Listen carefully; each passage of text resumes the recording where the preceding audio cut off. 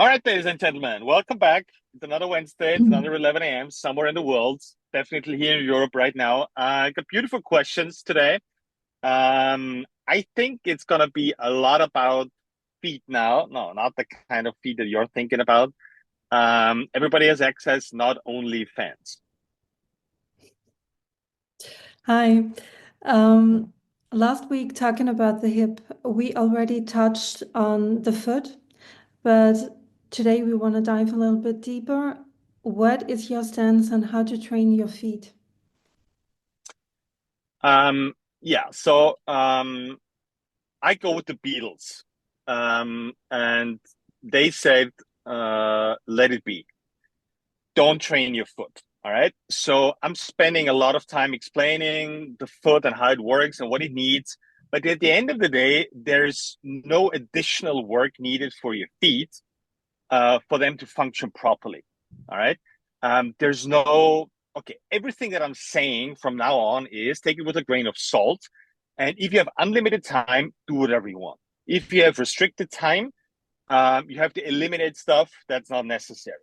That doesn't mean it won't help, like rolling your feet or like toe spreaders or walking barefoot. Like that's all great stuff.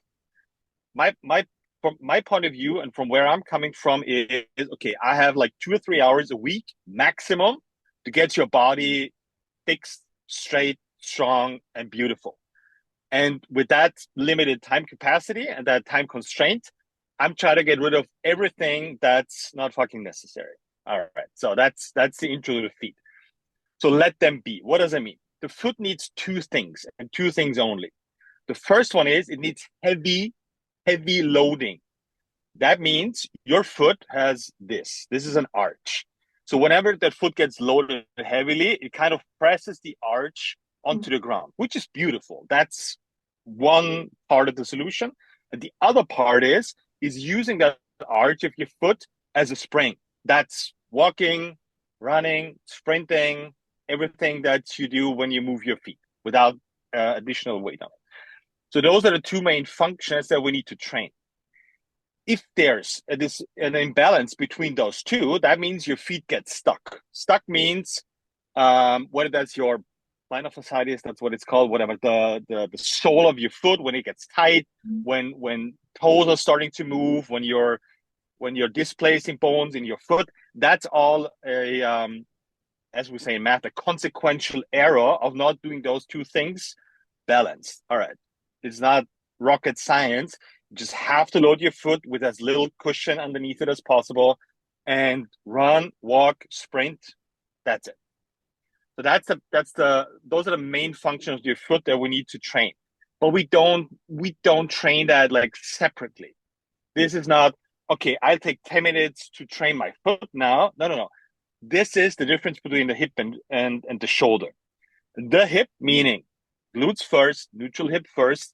This is gonna take care of your feet downstream. Same with the knee, by the way.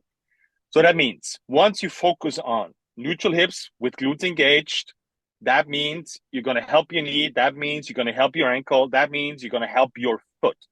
All right. It does not work the other way around.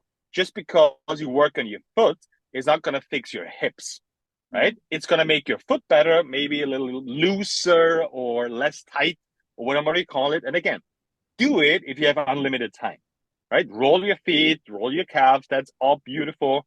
But if you have not unlimited time for training, skip it. Take that time and focus on getting the neutral hips in with the glutes engaged and moving that thingy somewhere. This will help your feet a ton. That was actually a pretty short answer for all that's going through my head right now. Beautiful. Let's keep it there. Okay, so because I actually have a question on that. You say heavy load, and what is, for instance, your point when you look at like the whole trend of barefoot shoes? Or would you recommend someone to train like specifically, I don't know, like once a week barefoot, for instance? Sure. The thing is, I'm all for barefoot walking. I'm all for barefoot training. I'm all for barefoot running. Like that makes sense. But we have to take care of where most people are starting from. And this is not, and for most people, this is too much at first because our feet are so weak, they're collapsed all the time, and we're not used to putting pressure, heavy load on it. We're not used to running barefoot. So when people use your barefoot shoes, I'm all for it for heavyweight training. Brilliant. Use it for walking. Brilliant. Be careful when you start running and sprinting in them because it's literally the same as um, starting your car and going 100 miles per hour, like in the first 3 seconds without warming up the motor. So this is not barefoot shoes, yes or no. This is, well, depends on your foot and start off easy um, and not sprint in them or run in them in the first 3 weeks because that's gonna cause problems too. But I'm all for barefoot, absolutely.